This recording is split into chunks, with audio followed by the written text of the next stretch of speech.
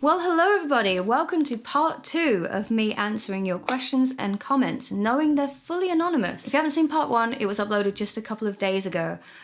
Basically, it was getting so long that I thought it'd be better to split it into 2 parts. Sorry if that made anyone upset.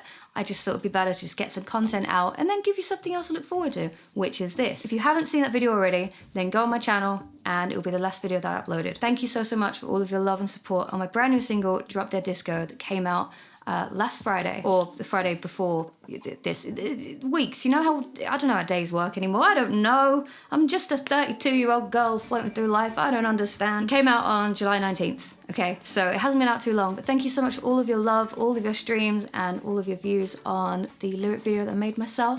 If you haven't heard that, then the links will be down below. But again, thank you so much. It means the world to me. So we're going in with the eyelashes. Now, I was actually asked on the last video which eyelashes I use.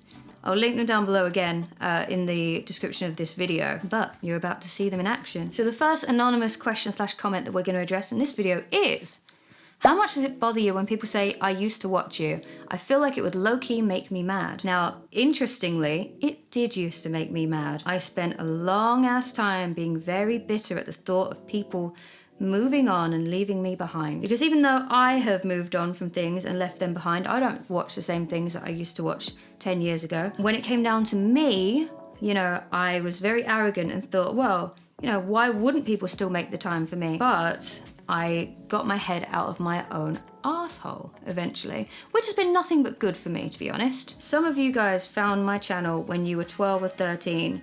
That means that would have been about 10 years ago for some of you guys. So you would now be in your early 20s. Life looks very different going from being a 12-year-old to a 22-year-old. I can tell you that. And let me tell you, by the way, life looks very different from being a 22-year-old to a 32-year-old. You know what? I've now taken a bit more of a positive spin on it, which people will be very shocked to hear that I'm actually positive about something. But whenever someone says, I used to watch you all the time, that means that they've left that comment because they've found me again. And the chances are they're now gonna go looking through my old stuff to remind them of like, you know, their younger days. Or maybe they were in a certain time and place that they want to remember and they had my videos on in the background back in the day. I choose to see everything that I've done, everything that I've achieved as just this, what should have been an impossible thing to happen. You know, I'm all about like dream big and, you know, manifestation and all that stuff, but quite frankly, I've been given a crazy life. My 20s were more crazy than I could have ever imagined. And if in any part of my time on YouTube or my music, I've positively impacted someone's life, it doesn't matter if people still, you know, follow me or what, if I've helped you, if I've made you feel better, if I've given you a reason to smile, at any point,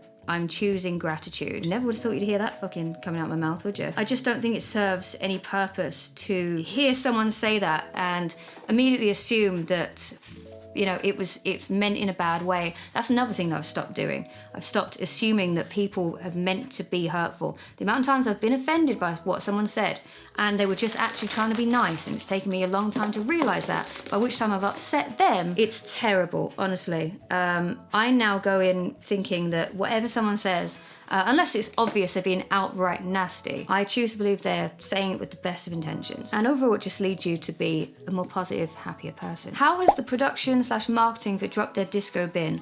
I've loved all the little videos and photos so much and couldn't help asking. Well, thank you so much. I really appreciate that, because I have done everything myself and with the help of my wonderful fiance. We produced the song together, and all of the little video promo things that I've been doing on my Instagram and my TikTok, I'm terrible at putting lashes on, by the way. Everything has been done by me. Every little idea has been something that I've come up with. And you know what? You'd think for someone that's done social media and YouTube for a living for a very long time, you'd think I'd be a bit better at coming up with ideas and how to do a viral. I'm awful at it, and I'm awful at self-promotion. Terrible. It's not through not wanting to, and it's not through a lack of belief in my music. It's just very hard, you know, when you've already made a song that you love, knowing the next thing you have to do is sit in front of a camera and and come up with ways to almost like convince people to listen to it. It's not, I'm not gonna say it's demeaning because oh, woe is me, right? But there's so many artists out there now creating music, like, you know, everything's become so much more accessible that we've got like a massive surge and influx in, you know, musical creativity. It can just be very, very hard to put yourself at the forefront. And before anyone says, well, you know, you've got 1.2 million subscribers. It doesn't work that way. A lot of you guys are not here for my music, and that's okay. But a lot of you are, which is also wonderful. But just having 1.2 million subscribers does not mean you get 1.2 million views on every video. And even if you did, that doesn't mean you get 1.2 million impressions on your music. It doesn't mean that you become a big musician. And sometimes, coming from a YouTube background, can be very detrimental. As soon as people see vlogger or YouTuber, they're just like, ugh. So this mascara is the Sky High mascara by Maybelline. I've had this for years, but the production of like little promo videos and stuff has actually been really fun. I've tried to conquer my fear of performing in public like people do on TikTok and Reels and stuff, because that's scary. I can perform live to a crowd because I know the crowd is paid to see me, and you know, they know what I'm about. But just performing, you know, walking down the street, performing to a camera, knowing there's lots of people staring at you, it's a bit of a one. But I certainly would say, like, in terms of like social media promotion, it's the most I've done for any song, especially like after a song's been released, because I've been one of those artists where as soon as something's dropped, I'm just like, right, it's out there now, like, go and enjoy it. And that just does not work in this fast consumption society that we're in now. You know, Taylor can release an album and the comments will be like, that was great, Queen, where's TS12? You know, like straight away. We're always looking for like the next thing, and people get bored of songs quicker than ever now, but people want something new. So I'm just trying to push the song and promote it like all throughout the summer. I'd love to promote it because, you know, it's a summery song. It's the song of the summer. But also I just really believe in the song. So thank you for all your lovely words. When was the peak of YouTube, creating wise, and the peak as a viewer? I would say between 2014 and 2016. Those are the years that come to mind for me personally. I think we focused less on, you know, huge productions. There was some like really high quality content out there, but it wasn't all like, you know, I spent 25 million on a fucking swimming pool. I jumped over my Lamborghini because I fucking can. You know, it was still personable and it was fun.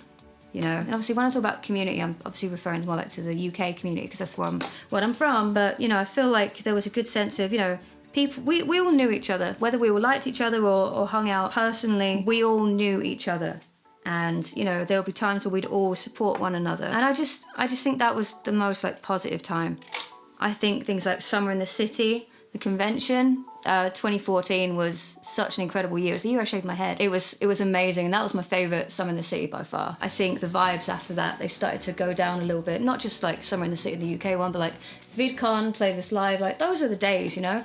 The last event I went to was Winter in the City. I think it was 2019, I think. And, you know, there were just young kids running after big TikTokers, and they weren't like huge like TikTok is now anyway, but it became less about YouTube and more about TikTok stars and, you know, people that came over from what they used to call it, Musically, fucking Musically. I think 2014 to 2016 was the best by far for viewers and for creators. Oh, that was the NARS bronzer in Laguna. I've had this for a very long time. I don't know if they still make this or what, but it's a very good bronzer at least. Also, I just want to state right now that none of this stuff is really new, and I think it's important to say that I haven't bought any of this stuff in recent times, and if any of the companies that I'm using in this video are part of a certain boycott list, which I think is very important, then whilst I am using the products I own, I do not promote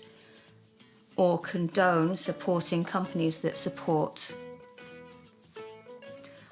For the sake of YouTube, I think you all know what I'm talking about, and I think now you know my stance on it as well. And that's all that should be said on a makeup video. Been watching your channel and listened to your music since 2016, 8 years, and I've loved everything you've put out. Thank you so, so much. Looking forward to meeting you at the London show for the 3rd year in a row. Thank you. As I said in my last video, I'm doing a London show in October, as well as Glasgow, Manchester, and Newport in Wales. It's my past and present tour, because we're all doing our own little Eras tour now, right? I'm singing songs from every release that I've ever done, including Drop Dead Disco, and hopefully some new stuff as well. And there are limited meet and greet spaces still available. So I will leave a link down below to where you can grab those, and I look forward to seeing all of you. And I thank you so much for meeting me before and, you know, wanting to come back. That means a lot. And thank you for listening for so long. That also means the absolute world to me. My blush is also NARS. And the shade is one that begins with an O that I'm not going to say on YouTube. It's a very well-known shade from NARS. Begins with O. So that's all I'll say. How come you have so many EPs but so few albums? You know what? This is actually a very easy one to answer, because albums take a lot longer and they cost a lot more money. Everything is amplified. Even though an album may seem like it's just the length of 2 EPs, right? So much goes into an album's conception, promotion. You want to do music videos, lyric videos. You want the album to have like a theme, an image, a branding that you commit to for a whole album cycle. That can be a very trying thing, and it can be very mentally exhausting to just, you go in what they call album mode.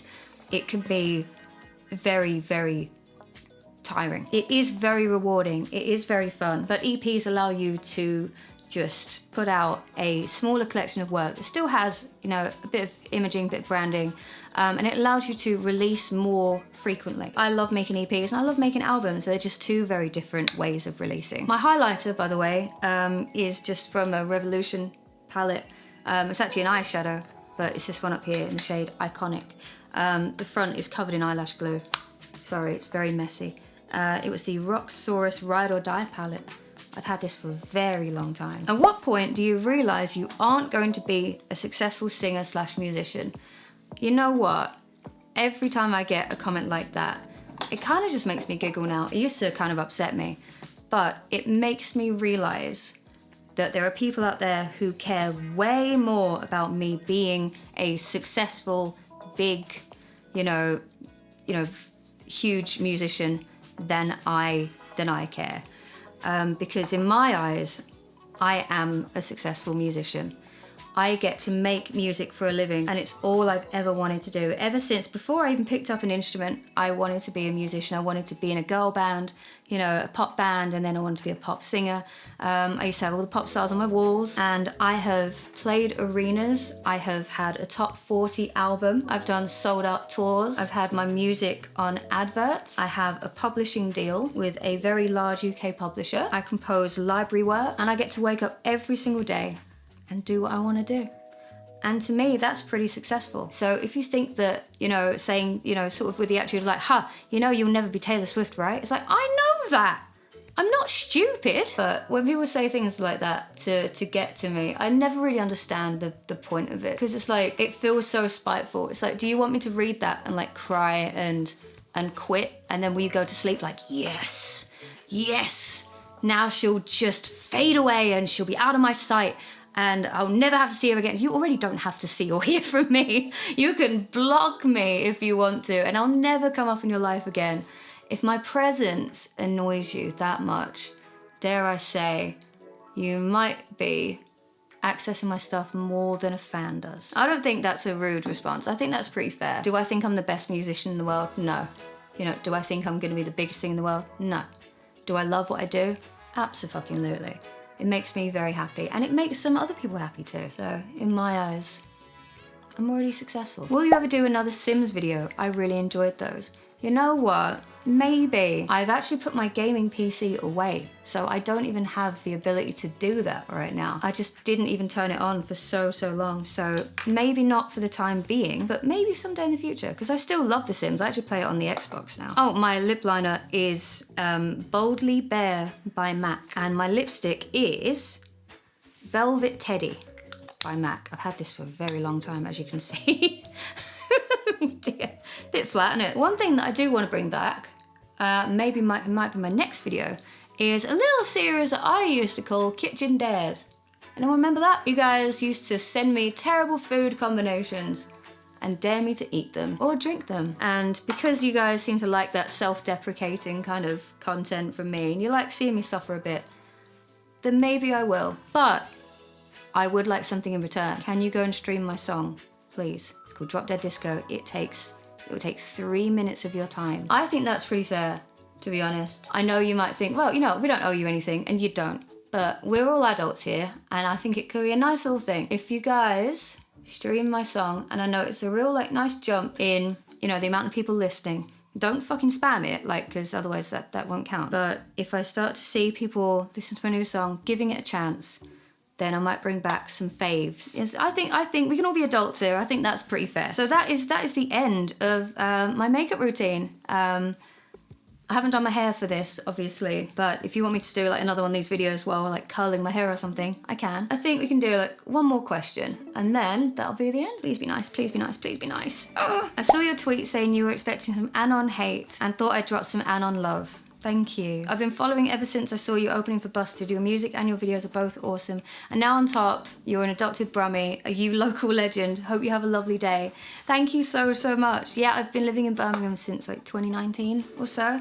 And I love it here. I really, really do. It's very, very different to, you know, I lived in Basildon and then I lived in Brighton. Two very, very different places in of themselves, but both very different to living in a big old city like Birmingham. But thank you so, so much for saying such lovely, lovely things. Honestly, this has been really, really fun. So basically with my hair, I know it looks black on camera, but in real life it's faded to like a dark brown color.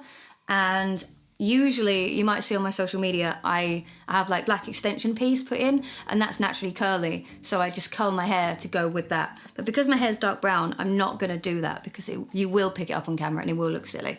So just imagine that my hair's like curly and long and luscious and not thin and straight. Thank you so, so much for all of your questions, and hopefully I will see you all again very soon. Let me know what kind of content you wanna see. You know, I'm not afraid to bring back some classics, you know. So yeah, let me know. And as always, guys, until the next time, I shall catch you later.